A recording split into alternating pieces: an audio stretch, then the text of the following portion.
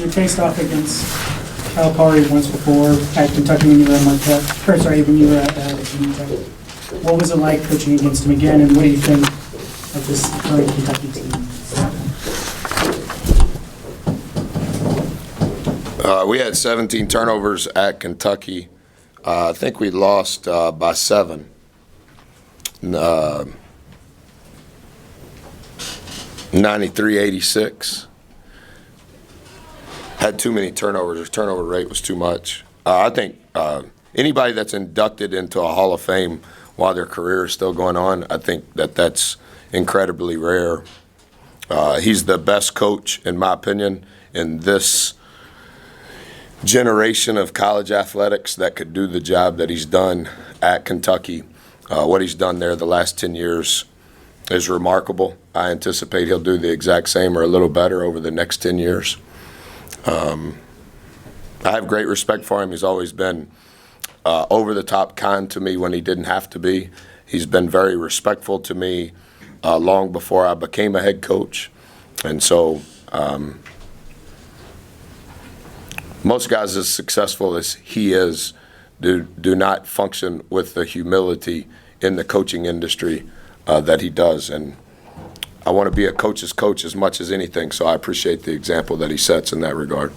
Coach Calipari said that he was nervous about this game and felt like it could be a trap game from. He's just being nice. From the amount of culture that you're trying to implement, is that a good side effect from? He's just being nice. He's just being nice. He didn't know who you were, and so he's just saying the politically correct thing. Coach, if you would have known that number 5 Emmanuel would have 30 points, 8 3-pointers, but you guys still would have made this a game and had the chance to possibly win it. I mean, I know that there's you don't have a moral victory, but is that step in the right direction or a win in your book? Well, I think our premise defensively is to do everything that we can to keep the ball out of the paint. We can't afford to foul. We can't afford to get in rotation. And we got to work incredibly hard to not get obliterated on the offensive glass, I guess the defensive glass. And so relative to those characteristics, we want to force the team to shoot more threes than normal. I think thus far through entering tonight through 14 games, I think we've forced more threes than any team in the league. They had made more wood twos than any Power 5 team in the country tonight. So 20% of their points were coming from the free throw line because they're so talented on the perimeter and they get teams in rotation and you foul. So I think 5 has been playing at an unbelievable clip. Pick one of those guys, I would assume that they will be player of the year in this league relative to what I've seen. We haven't played Auburn, so I can't speak on Auburn's roster. But in the first half, we got in rotation too early because we were flat. In the second half, we were able to bend it a little bit towards our pace and extend the possessions. We were able to extend the possessions because we kept the ball in front of us, which forces them to shoot threes, but 5, 3, 0 are all very good. And we got close to forcing 50% of their shots from 3, and I don't think that that's necessarily how they want to play. When a guy is shooting like that and catches fire, do you adjust that defensive philosophy at all? No, sir. No, sir. How do you think the team did in terms of limiting the paint and keeping Richards limited shots? Well, it's just kind of the premise of it, right? Like most teams foul in the paint. We don't want to foul. We can't absorb fouls. We can't absorb giving free points away when the clock is not running. And if you can do everything possible to keep the ball in front, whether that be with the guy guarding the ball or the guys on either side in the gaps, hopefully you can keep the ball out of get inside. I thought they did a really good job of throwing it inside, and then obviously we have to trap because we're not going to be able to guard them one-on-one. And then now do everything possible to get the ball back out And when it gets back out, then you've got to guard long closeouts because they're so good off the bounce. So in that regard, I thought in the second half we did much better. But that's kind of the premise of what we want to do. Late in the second half, Coach, you guys had forced, I think, 3 one-and-dones in a row with the shot clock violation right before the 4-minute meeting. Yeah, I remember. Is that stretch the kind of defense you guys have to play for an extended period of time if you're going to knock off some of these top-ranked teams in the SEC? Well, I think, honestly, and I don't mean it condescending, that's why we're in the position that we're in currently. We have to shorten the game. We have to win time of possession. We have to do everything possible to get to a push relative to the rebound margin. Entering tonight, we were 0. We had the exact same rebounds as the opponent. And anytime we can shorten the game, hopefully if the ball's staying in front of us, we're going to force a high percentage of threes, long shots, long rebounds. So we have to be in a position to get those. I don't remember your question, but yes. How pivotal in your mind, Coach, was the, I think Josh had 3 offensive fouls? It's the first time in a while. I think we had 2 guys that played less minutes than normal out of the 7 guys we played. Didn't Chuck have foul trouble in the first half? E-Man had foul trouble in the first half. And then Nebo picked up his 3rd on, I think it was an offensive foul. So we're playing ACU offense for defense minutes, trying to buy a few more minutes. It's we're stressed out enough in many regards. It's hard for us to absorb a guy in foul trouble. Really hard for us to absorb 2 of our guys in foul trouble. And then right there in that stretch, we kind of lived long enough to fight another day relative to Chuck and E-Man in foul trouble in the second half, and then Nebo gets his 3rd. So is that your question, Olin? Yeah, you think that took care of it? Yeah, I'm sorry. Coach, can you talk about Chuck's play tonight and what he's meant to this team as one of his few seniors? He's one of my favorite guys ever that I've only coached 1 year. The last guy that was my favorite that I only coached 1 year has been with me the last 13 years. He's never left. I just love what he's about. I think this is his 5th year of college, and he's had 4 coaching staffs. And he has been 10 toes in relative to what we're asking of him every single day. And I think that's hard to do in 2020. And I think that speaks to who his parents are. He's very lovable off the floor. He's the least polluted student athlete that I've been around in a long time. He's very pure in how he thinks. He's built 1,000% on the right things.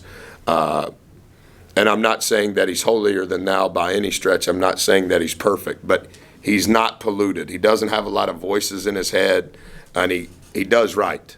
And he's going to do right every single day. And I think he was a sub 30% three-point shooter for 24 consecutive games. He just got over the 30% mark on Saturday. But that speaks to who he is. He just kind of shows up every day and does his work and is a perfect teammate. In your equation to win, how important is it that Savion is factoring in offensively, again, the last couple of games to round that out? I thought he drove in a straight line fairly aggressive tonight a couple of times in the second half. That changes the complexion of our team. If he's able to force help, he's the best passer on our team. He has the highest number of turnovers on our team, but it's because he's involved in everything we do, because he can make a pass. And a lot of the stuff on the attention to Nebo, we're trying to position him where he can make the post feed. Depends on if E-Man's in relative to what his matchup will be. But I think his aggressiveness is very helpful. If he can make a 3 or anybody else that's in A&M uniform, it's delightful. But I think the job that he's doing on the glass, I think he had 6 defensive rebounds on Saturday only 2 tonight. I understand how good they are on the glass, but we don't need our 2 guard leading our team in defensive rebounds. We need Q to get 4, but we need some other guys. Like, Q had 4 against Mississippi State and Save had 6. Those 10 are game changers for us because it means they're not getting them. And we did better in the second half, but I think Save being aggressive offensively is for sure helpful. But when he's aggressive on the glass, along with anybody else, Nebo had 1 rebound on Saturday. Hard for us to absorb that. Nebo only had 1. Anyway, yeah, that answered Save's question. Got time for a couple more. Buzz, are you pretty encouraged with the way your team played today? And it ended the 3-game win streak, but the way you guys have kind of built up to this, are you encouraged what you see? Yeah, I said with the right intent and the right tone of voice. I think it's remarkable what's transpired. I think we played 4 or 5 guarantee games in November and December. All were decided by 2 possessions. I think the highest victory margin was 6 points, and we were really excited. And I think the lowest was 3. We could have literally lost every one of those games. And I think the evolution of what has transpired here in January and February speaks volumes to who these kids are and the resiliency that they work with, play with, compete with, that we're even in this position. Tonight specifically for us, and I would say nearly every other team in the United States, you don't have much of a margin when you play Kentucky. You don't have much of a margin relative to, hey, are you going to not let Nick Richards whip you? Or are you not going to let 5 whip you? Or are you not going to let 3 whip you? Or are you not going to let 0 take the ball from you? Like, they're going to have 4 draftable players on the court 180 minutes out of 200. And so you don't have a margin. Texas A&M for sure has no margin. I thought we played hard. I thought we played together. And I think through this evolution, I think we're playing with much more intelligence. And I don't necessarily think that our guys have realized that as we've started to care about the same things and we've started to try really hard, that in that process we've also had a better IQ, we've had a better feel, we've given ourselves a better chance. And I thought particularly in the first half tonight, there were too many possessions where we weren't as smart as we have to be in order to give us a chance. I thought we were better in the second half relative to our IQ. I thought the game was trending in a way that at least gives us a chance. We weren't getting obliterated on the offensive glass. We didn't just spend the entire possession in rotation. We were able to get more shots of our liking. We got to the bonus. We didn't get to the bonus in the first half. We need points at the free throw line in order to cheat the offensive numbers to give us a chance. So I thought there were too many possessions where we weren't as smart as we have to be regardless of opponent. But for sure, if the opponent is Kentucky, there were just too many times we were a second late or, oh, I'm sorry, that was late. Yeah, we just can't have those.